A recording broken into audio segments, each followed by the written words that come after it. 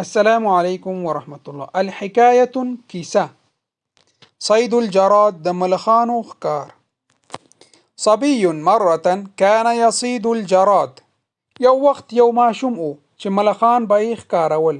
صبي مرة كان يصيد الجراد. یو وخت یو ماشوم و چې ملخان به یې ښکارول.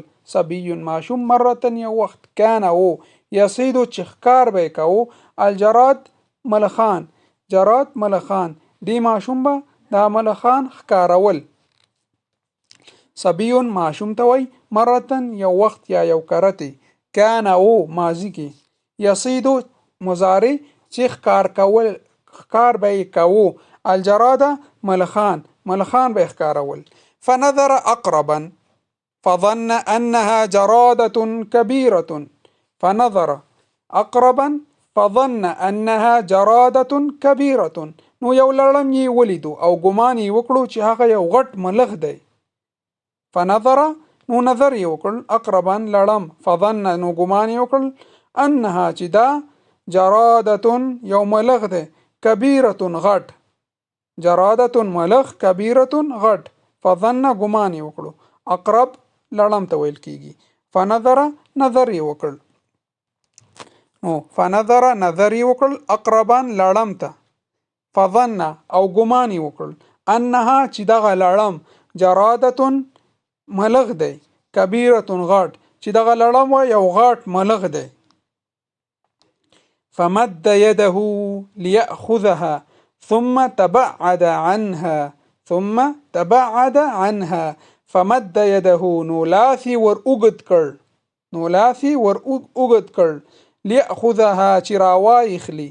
ثم تبعد عنها وروسته یې بیرته لاس لرې کړو. اول یې لاس وروړه نږدې و چې لاس وروړي خو بیرته یې لاس شاته کړو. فمد يده نو لاس یې ور اوږد کړ ليأخذها چې وایخلي چې دغه ملخ راواخلي. فقالت الأقرب له لو أنك قبضتني في يدك. فقالت الأقرب له لو أنك قبضتني في يدك. نو لړم ملخ ته وویل کتا زه په لاس کې نیولی ام. فقالت الأقرب اقرب وویلی له دی ملخ ته لو أنك کتا قبضتني زه قبض کړی ام زه دی په لاس کې نیولی ام في يدك په لاس کې لخليتك عن صيد الجراد. نو د ملخانو د ښکار څخه به مې خلاص کړی وي. لخليتك نو ما به ته خلاص کړی وي عن صيد الجراد د ملخانو د ښکار څخه. لخليتو نو ما به ته لخليتك ما به ته خلاص کړی وي عن د صید الجراد د ملخانو د ښکار څخه. شکرا جزیلا. ډیره مننه. هیله کوم چې یوټیوب کې زموږ چینل سبسکرایب او لایک کړئ او کومنټ کې خپل نظریات ولیکئ. السلام علیکم ورحمة الله.